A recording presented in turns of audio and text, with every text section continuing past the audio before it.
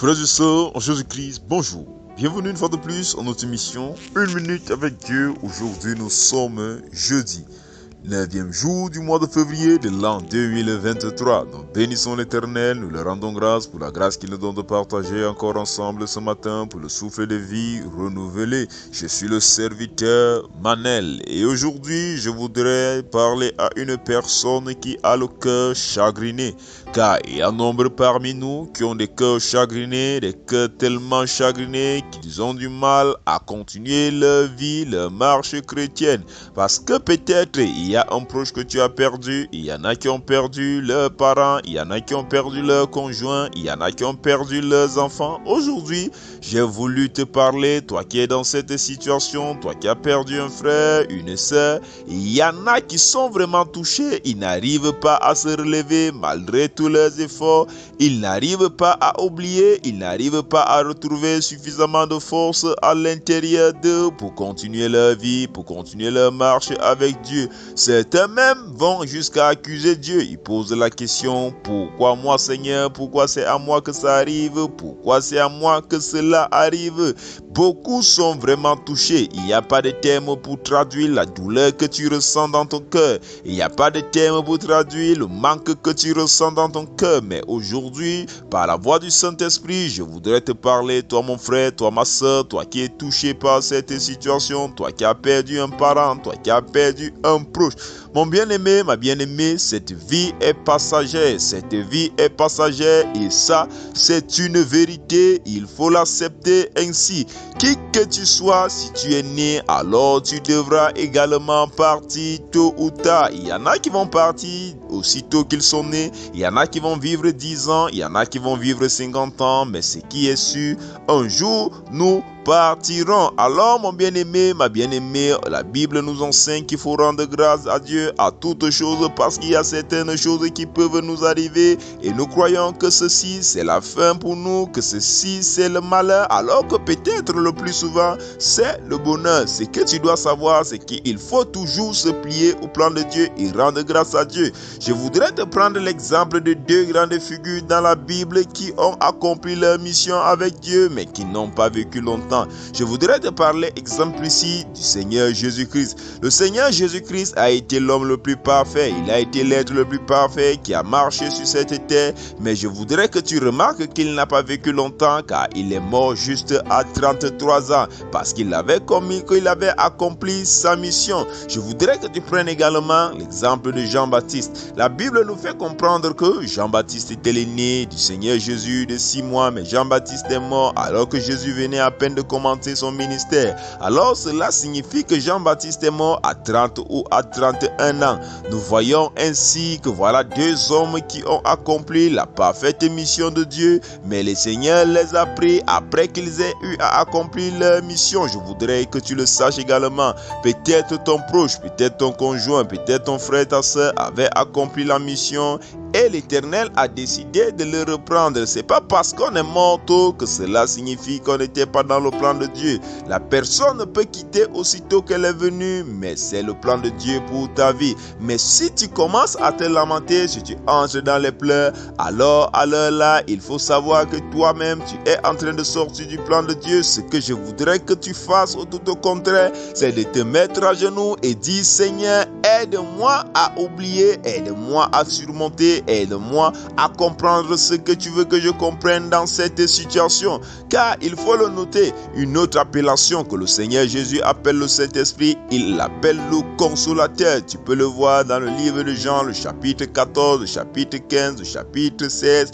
Il appelle le Saint-Esprit le Consolateur. Alors il faut appeler Dieu et crier à lui, dire Seigneur, console mon cœur, console mon âme, viens et donne-moi la force nécessaire. Et tu verras ainsi l'esprit qui veut te pousser au chagrin, l'esprit qui veut te pousser à dépresser, te quittera et tu seras habité par l'Esprit Saint qui est le consolateur. Que Dieu te bénisse comme d'habitude. Prends une position, celle qui te semble la plus humble possible et prions ensemble afin de confier notre vie à Dieu. Au nom de Jésus-Christ, nous sommes en prière. Dieu très haut, Dieu d'Abraham, Dieu d'Isaac, Dieu de Jacob, nous te bénissons, nous te disons infiniment merci, car tu es Dieu, tu es l'alpha, tu es l'oméga. Voici Seigneur, Père éternel, nous venons devant ta face dans le nom puissant et souverain du Seigneur Jésus-Christ. Nous élevons nos mains vers toi, non point que nous sommes dignes, mais parce que nous savons, Père, que par ton sacrifice à la croix, Seigneur Jésus, nous avons la rémission, la rédemption de nos péchés. Éternel, en ce jour, nous te prions de nous remplir de ton consolateur, de l'Esprit Saint, de l'Esprit de vérité qui nous conduise en toutes choses et qui nous enseigne en toutes choses.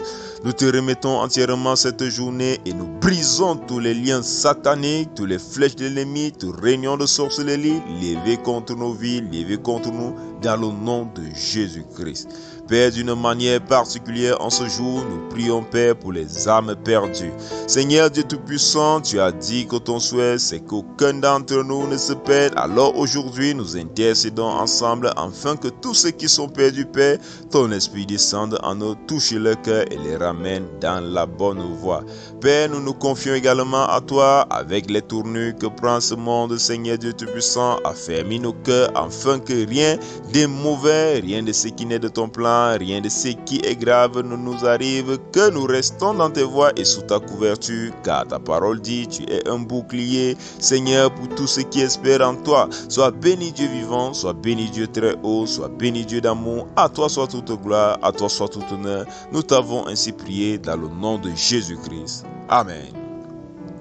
Nous sommes arrivés à la deuxième partie de notre émission, il s'agit de celle de l'enseignement. Et hier, nous avons commencé à partager sur le livre de Marc, nous avons parlé du chapitre 8, du verset 27 à 32, et nous avons parlé de quelque chose qui s'est passé avec Pierre.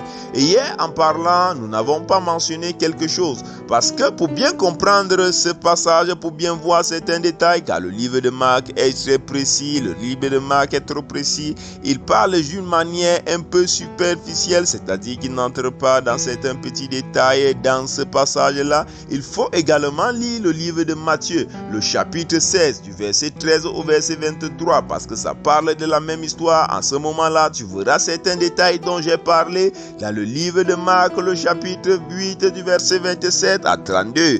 Dans le livre de Matthieu, il y a certains détails, il y a par exemple la réaction que Pierre a eue. Comme je le disais hier, comme je le disais tantôt, du Seigneur Jésus était avec les disciples. Il a demandé aux disciples, qui dit-on que je suis? Et les disciples ont répondu, pour certains ils disent que tu es un prophète, pour d'autres ils disent que tu es un Jean-Baptiste, pour d'autres ils disent que tu es Élie qui est revenu.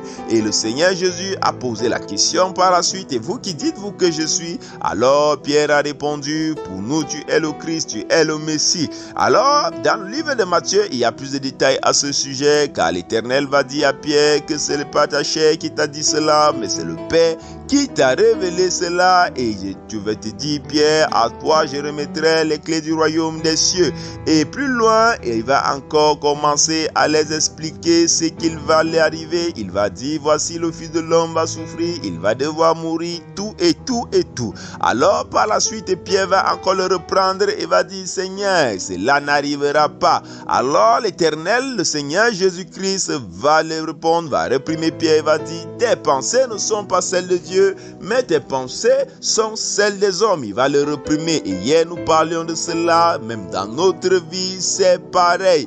Nous pouvons rester à un moment, nous avons la pensée de Dieu. À un autre moment, nous avons la pensée des hommes. Mais pour effacer cela dans notre vie, nous l'avons dit hier, il est important que tu ne négliges pas ta vie de prière. Car parfois, tu peux atteindre un certain niveau spirituel où tu as des grandes visions, où tu as une grande relation avec Dieu, où tu as beaucoup de temps de prière, mais cela ne signifie pas que le diable t'a oublié également, qu'il ne veut plus rôder plus à côté de toi, que ton homme intérieur, ton homme est mort, qu'il ne veut plus qu'il revienne. Il veut toujours revenir. Alors il est important que tu continues à veiller dans ta prière, tu continues à veiller dans ta vie spirituelle, parce que si à un certain moment donné tu es rempli de trop d'assurance, parfois trop d'assurance devient de l'orgueil, alors il te dit, mon bien-aimé, ma bien-aimée, tu peux te retrouver dans la situation de Pierre. J'espère que tu me comprends bien, mon frère, ma soeur. J'espère que je suis bien compris. Ce que j'essaye de dire, ce que je voudrais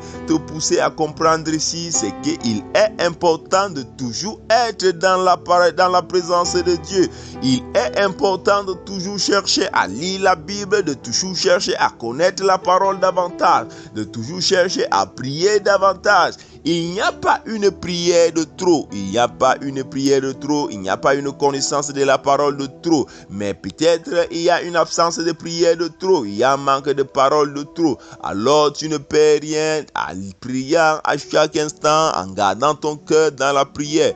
Que Dieu vous bénisse. Demain, nous allons continuer, comme nous l'avons dit, désormais le vendredi, nous allons enseigner le matin et prier le soir. Que Dieu vous bénisse. Shalom,